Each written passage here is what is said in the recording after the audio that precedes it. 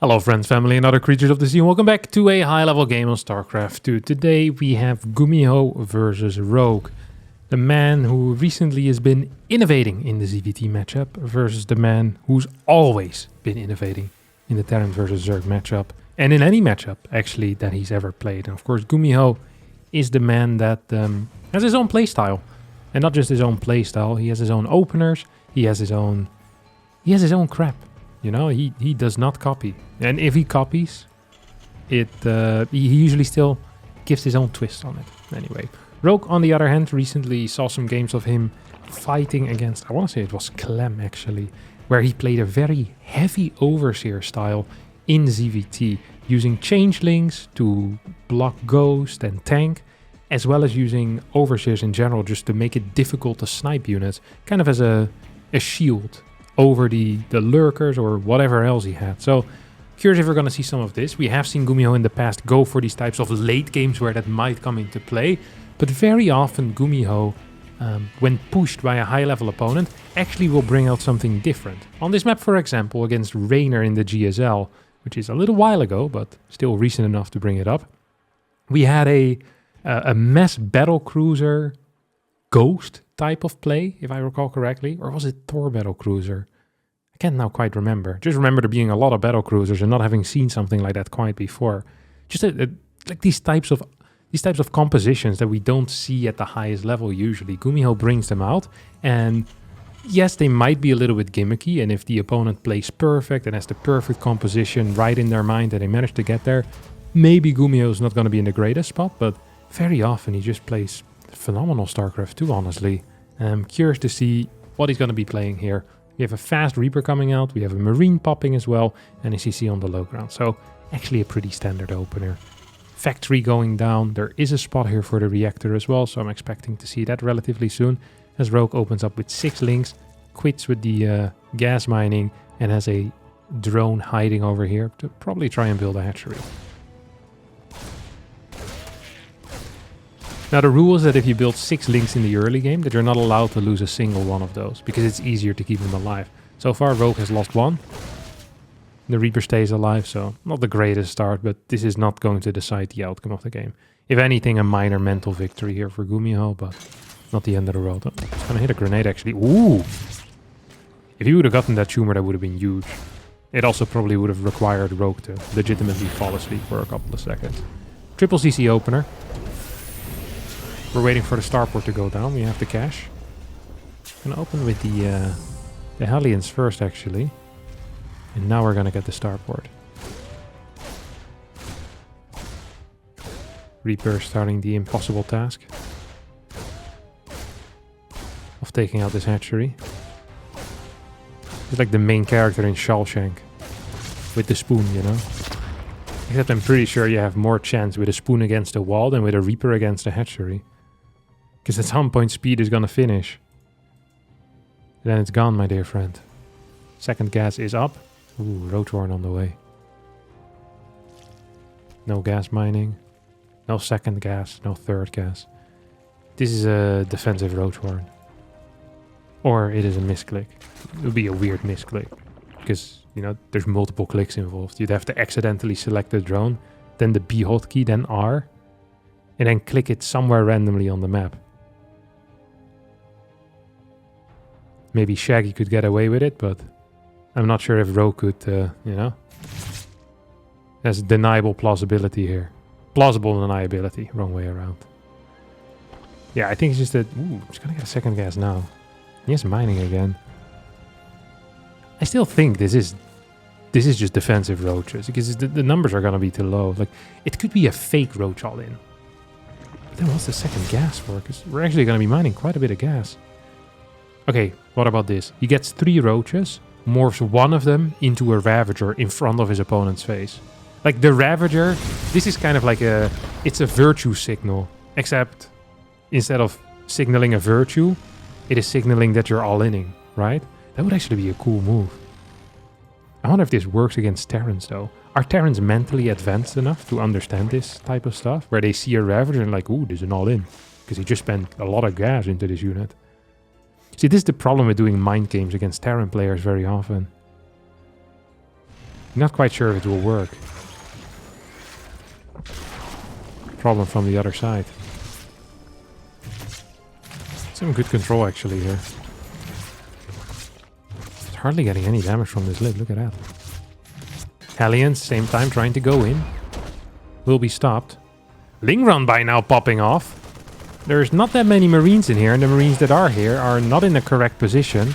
There's no stim, they're now going to try to move down. Brilliant little run by here, coming out of Rogue, who's also going to spot this this Banshee follow-up. This is a single Banshee without cloak, so it's a safety Banshee, I guess.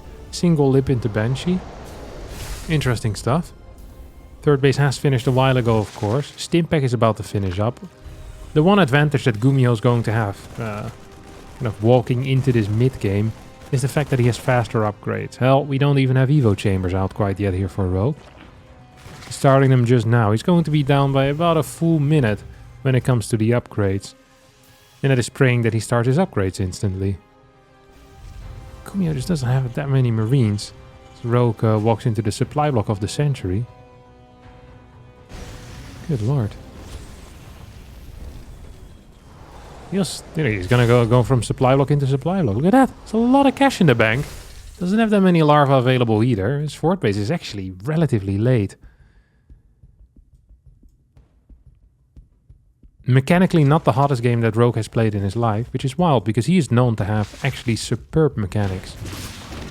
Very often it felt like Rogue would do kind of some weird strategies, but then through the power of mechanics and insane unit control could make stuff happen. So fast with run-bys as well. Insanely good decision making. But here, a couple of missteps. 1-1 upgrade. Ooh. Oh, range attacks. Wow. Okay. So this looks like a Roach all-in setup. Except he's not gonna all-in, but he's gonna go into Hive and Lurker then instead. Gonna go high gas count on 4 bases initially. He'll try to sneak in a 5th, but it's not gonna be legit, you know. It's absolutely not gonna be legit. He wants it anyway. Doesn't have the creep, doesn't really have the units. You're really hungry. They're selling a sandwich for 250, but all you have is 245. You almost have it, but not quite. What do you do? Not, maybe you could cry. I wonder if that would work. I think it might. I think if I had a sandwich shop and someone only had 245, I think I would give it to them. Yeah, I don't think they would need to cry either. I think if you let it get that far, that would be pretty messed up. Especially if the guy looks hungry. Gumiho's not like that though. He says, "No sandwich for you, little prick." Bam! Snipes his 5th actually. He's not allowed. It's only €2.45. 5 more cents here, son. 1 more creep tumor up onto the high ramp so you can see me come quicker. Better pre-unit split. Maybe a Lurker or something. You know? Gumiho is a serious shopkeeper. He's here to make some cash. Not a freaking charity. He has a wife to feed and 6 kids. Get out of here. And now you can have it. Now you can have your 5th base. Your Lurkers. Poor economic position though for Rogue. I think at least. Oh. Wait, he's building the fort on position? What the hell is this? Are you serious? That's a wild move. I love it. I'm in love with that move even. He's now gonna push with tank marine into a crap ton of Lurkers. Lurkers who do not have the range quite yet, but will in a couple of seconds. But this is something I want to see.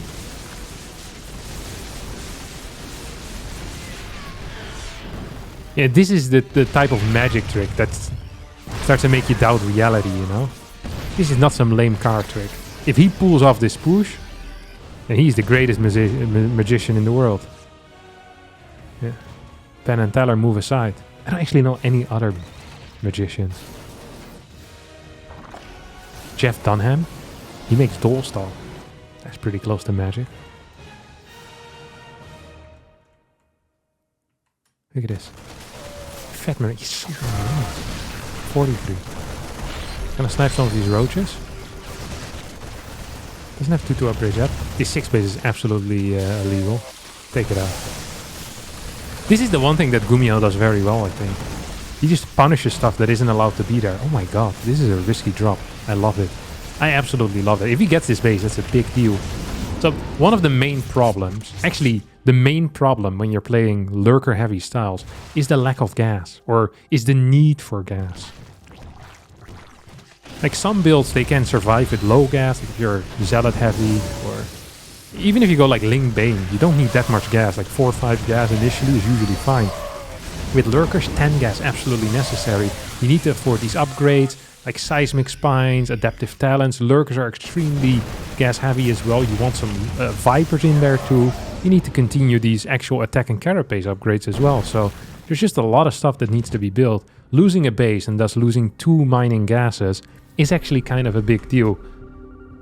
And I feel like we've had enough kind of big deals at this point where Gumiho should be confident to go into a late game. He opened up, I think, with an 8 Rex before the fort. I didn't even really cover that, but I think that is what happened here.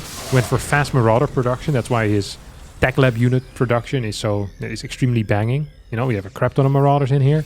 Yes, it did delay his 4th base, but he's in a spot right now where he's adding 4 or 5 command centers at a time. We're getting a Ghost Academy. Oh my god. We have full energy here on these bad boys. And he's adding in 2 more starports. Now, if this is anyone else, I'm saying these starports here are for Liberator production. I'm still gonna say that, but I'm also saying is that it could be battle cruisers, and that would be freaking cool. But then I guess we'd see some ship weapons already at this point. We don't have any ship weapons left. Oh, here we go. This is what I was talking about. Look at that. High Overseer count. Instantly starting with, what was it, 11 Overseers? It's going to bring the total up to 13. We have double Nidus networks here as well. And I can't wait to see what Rogue has planned for us. I can't wait to see how he's going to engage and how he's going to maneuver around. Very low worker count, take note. 130 army supply against 131. So I guess that is part of the plan. That means he needs to trade cost efficiently. This is something that Zergs usually don't do. But we have seen it happen sometimes. 16 more Overlords here coming out. 1-6. Very interesting. See how our good friend Gumiho is going to deal with this. Sees this army. Rogue is afraid. 3 more.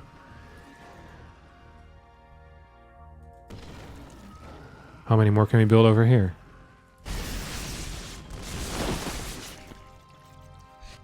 You know what's happening, baby. This is beautiful. It's gonna go up to 29 Overseers. This is one of those things that some guy has been advocating for years in Twitch chat or in the YouTube comment section. And every single time he mentioned it, he got laughed at by pro gamers. Overseers are you stupid? They'll just get sniped. What can they do? And then Rogue started doing it. And the guy is now like making a...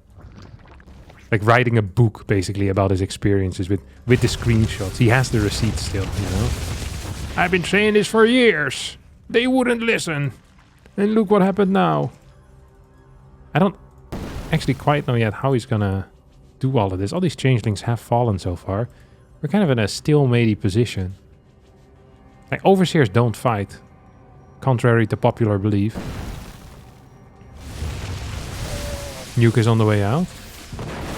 Vikings being blasted here in the sky. Good parasitic bomb. His unit controls actually bananas. I wonder how what his groups look like. Like, he's so good at this stuff. And he just double expanded both of these bases belonging to the opponent, by the way. Look at that. He just instantly takes them. 16 more Overlords on the way. 16 more. For the people keeping track at home, that's gonna add a lot more. I couldn't do the math fast in my head. 44 if he turns all of them into Overseers. And I have a feeling he just might.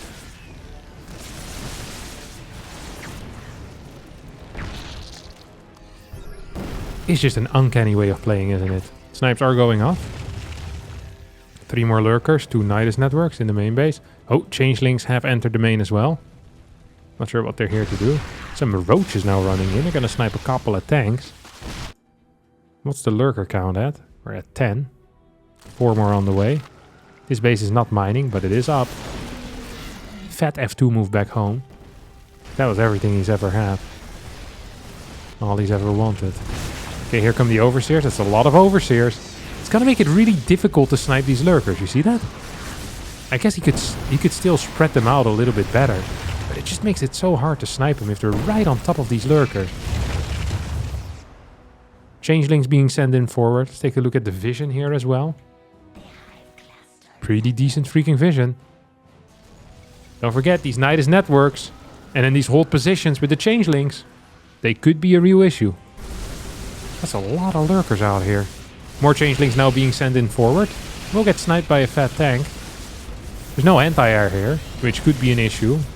Except that this Banshee attacks so freaking slow. By the time it kills a lurker, you need to scan 4 times. Vikings now are going to show up. We'll start working on some of these overseers. More have shown up. 44 overseers total. 100 drones. And more changelings here are popping out. Nidus network in the natural. Or Nidus worm in the natural. Now 1 in the main. 2 in the main. Couple of changelings just kind of hanging around. Lurker army moves in forward. Here come the overseers. You can still kind of snipe them. I don't entirely understand. Maybe it just looks scary.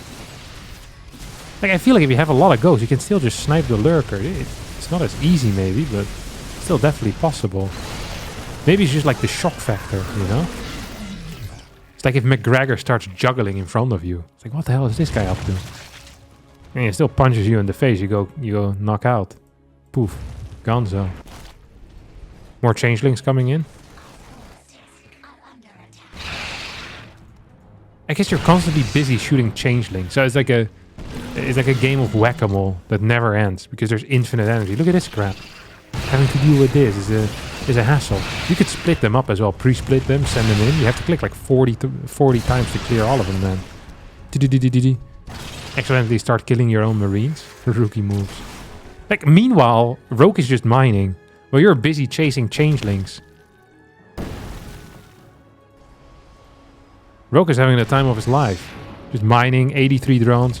He has 22 lurkers, 44 overseers. He's getting spines, he's getting spores. This guy bangs. Absolutely. Vipers are just kind of idling. Imagine you do a surprise battlecruiser transition. That would be the real counter to this. You show up with like 12 battlecruisers. Bam. Absolutely busted. This thing's gonna get sniped. They've used a lot of ghosts to clear Nidus network or Nidus worms. More changelings now moving in forward. Hey, these changelings don't do anything right now. Am I crazy? No, I'm not crazy. There come the overseers. Keeping an eye on this situation. Okay, that was actually pretty hard. You can't see the lurkers. You can't snipe them. Yet Gumiho manages. Gonna get a couple. More changelings showing up. Oh. I'm digging it. You're gonna have to deal with that at some point. Hold position. No? Yeah, look at this. You can hold position in like different angles. Like 5 over here, 5 over here. Just like multiple blockades. But this is it. He only needs a single one. He needs a single Nidus to go up. And we see it go up. The moment Gumiho decides to go on the map, Gumiho forgets to pay attention. That's going to be the end of his main base, I think. How many lurkers do we have? We have, only 14. The rest of the army is now Hydraling Bane. We have a nuke that's coming down in this main base. We've only had one little overseer here. Oh, fat nuke. Gumiho nuking his own base. And it actually is good. At the same time, we have an engagement over here. I can't really see what's happening because of the overseers. But I think Rogue is winning. We have another nuke? No, we have 2 more Niduses coming in. GG gets caught. Phenomenal gameplay. I want to see more of this stuff. I want to see more of that stuff. This overseer stuff is interesting. Nuking your own base is also interesting. Them changelings are wild. All right, it's going to be it for me today. I hope you did enjoy this one. If you did, don't forget to hit the like button, subscribe to the channel, and I'll see all of you next time for a new video. Bye-bye.